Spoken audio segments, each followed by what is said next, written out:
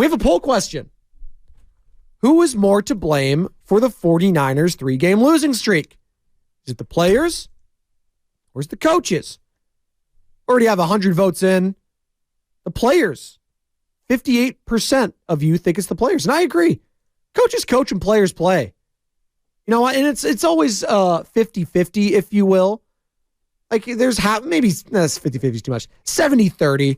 Like coaching matters to a degree. And I thought there was an adjustment, Joe Shasky, yesterday from Steve Wilkes at halftime. It looked like they were getting more press man, hard press man. Shout out Bully Ball Man, wherever you are. RIP if you're no longer with us. I'm not sure.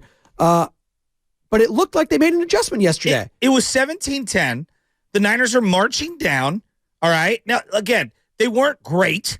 There was a zillion first downs. I'm talking about defensively. They got stops when they needed it, right? At one point. You got to play complementary football. It's 17-10. You're in the red zone. All right. You're marching. You're feeling good.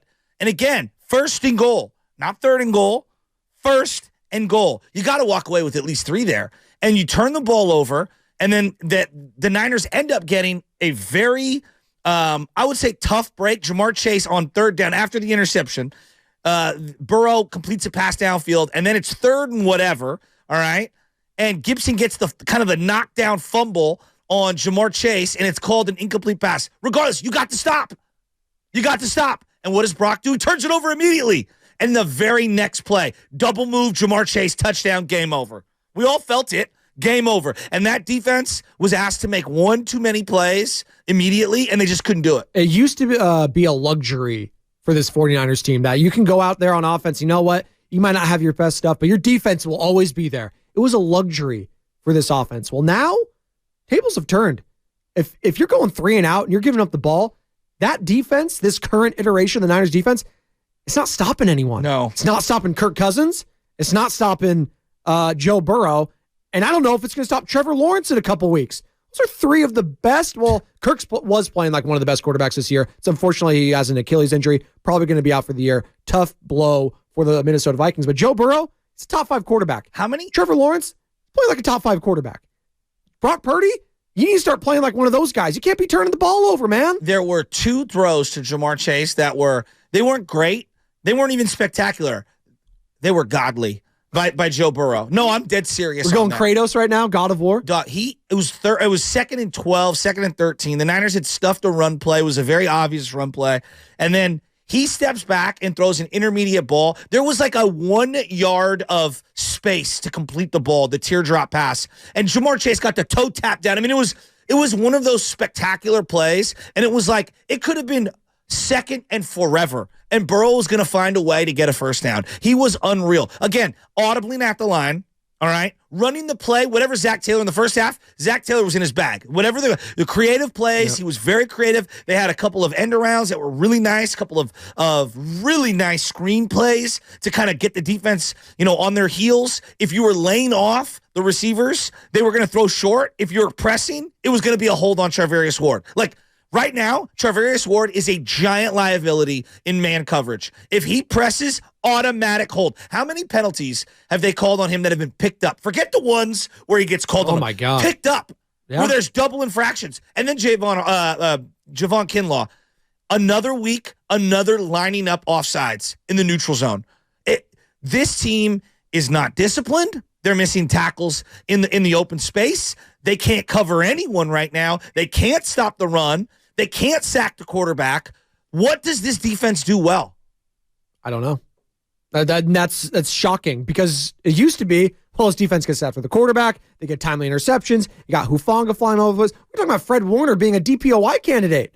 And Fred Warner, God bless him, he's playing with his hair on fire. Trying. And I actually want to hear from Fred Warner because he's the captain of this team. He is the heart and soul of this 49ers squad to me. Offense or defense, I don't give a damn. It's Fred Warner. That guy presents himself in such a positive way, in such a leader-like way, that I want to hear what he has to say about this notion that, you know what, it's Steve Wilkes that's the problem. Here's Fred Warner talking about if there's still an adjustment period for Wilkes and this 49ers defense. Yeah, that's at least my worries, honestly. I think players win games, not coaches. I think he's done a great job. I think right now the issue is, there's going to be ebbs and flows in the season, especially with a new defense coordinator. I think the offensive side has gone through that as well when we lost McDaniel. You know, like even though Kyle is a play caller, like when you lose a coach, there's going to be adjustments being made throughout the season. So we got to continue to work on that. But at the end of the day, players are going to be the reason that we win games. We got to execute at a higher level, player-wise. I mean, look, we could talk about Wilkes, and I don't think Wilkes is great. But to me, when you're making 50% of the salary cap in 6 guys on defense, those guys got to play better, period. Now, Armstead got a big sack. I think Bosa basically caused the 2 sacks because he forced Joe Burrow to step up. But there were 2 plays where Joe Burrow just juked Bosa and Armstead and Javon Hargrave and just ran down the middle of the field. It was beautiful. And it's just, like right now, they miss Jimmy Ward. I can't believe I'm saying this. They miss Charles Omenihu. They miss Samson Ebukam. Like, they miss a lot of their depth. But the premier players making premier money who have earned that money are not living up to the money that they've been allocated. 20% of the cap right now is going to Nick Bosa. What is going on? I saw a guy on the other side from Cincinnati who consistently caved in the pocket and forced Brock Purdy to move all day and stay uncomfortable. Nick Bosa's not giving me that same level of impact. Now, I see flashes here and there. How about the play with Mixon down at the goal line where he's still chewing grass right now? That's a good point. Trey Hendrickson, to your point, guy got cleated early on. I forget, someone stepped on him. Still finished the game. You know, he had a forced fumble there. He got the sack. And he was grinding. He was gritty. That guy is so underrated, by the way, Trey Hendrickson. Guy's had like double-digit sacks last 2 years. He's Justin Smith. Yes. He reminds me a lot of Justin Smith. No one He's talks a guy about him that's when not going to headline, but he makes a lot of plays. And that guy Wilson in the middle of the field. Yeah. The other thing is Hilton. Like thinking that CMC, Brock Purdy are going to physically make it through this 17-game gauntlet. They got lit up yesterday. Well, CMC is going up against a brick wall. That's another thing that's very concerning with no Trent Williams.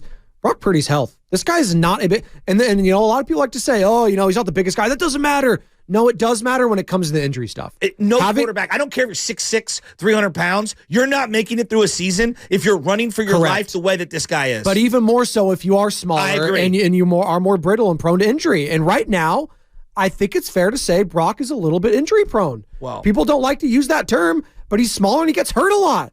He does. I can't argue it. The big thing for me is like, bro, it's the 6 fumbles and the 5 interceptions. It's tough. Like the fumbles, we completely like gloss over because he's recovered a couple of them. The team has recovered them. But now you're starting to see the ball is getting put on the floor and into the other team's hands way too much. And for me, it's the crunch time. It's the fourth quarter. Gots to have it drives where everyone in the stadium knows that you have to be a drop back passer. It's one thing to be a play action guy. And a lot of because they had like at 1.5, 20+ yard gains. A lot of them were coming on early downs and they were attacking down the field and they look good.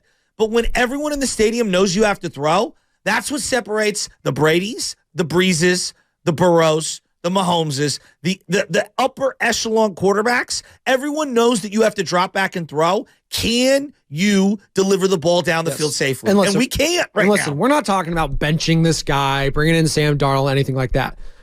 But things have got to be corrected if you're going to expect to beat a team like Jacksonville coming up. How many more games can he play like this? Well, that's the thing. Like, and to your point, it's not like he played horrible throughout the game, but he made horrible decisions late that cost himself and the team a chance to win. There were that's the name of the game the last few weeks. Mistakes. Hell, that final drive, I know he put the team in a position to win. He threw a pick right to the Browns defender that was dropped. I mean, you heard Tony Romo after Troy Aikman said the same thing. You cannot run around and play backyard ball and fling it back across the middle of the field with a noodle arm.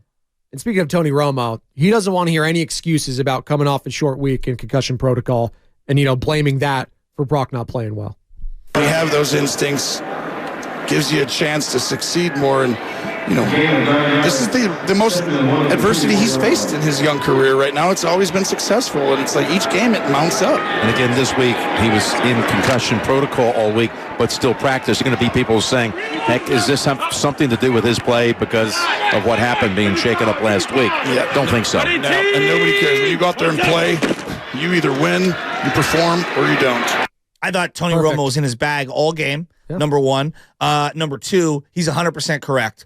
And look, we can come up with whatever we want. Like this guy's hurt, that guy's hurt, you know, the brain. And that's real. Like I'm telling you right now, I'm more apprehensive than others. Like It is your brain. You are the franchise quarterback, at least to this point. And I would have been a little more cautious with him. But they rolled him out there, and he was healthy enough to throw dimes down the field. He's healthy enough to get criticized when he throws interceptions. And right now, look, the defense is not helping him out, but the offense can't bail out the defense right now. They cannot throw from behind. They are, I hate to say the front runner thing is coming to reality, but Joe, I think you're on it. I mean, they've been playing like it the last few weeks. That's just, it is what it is.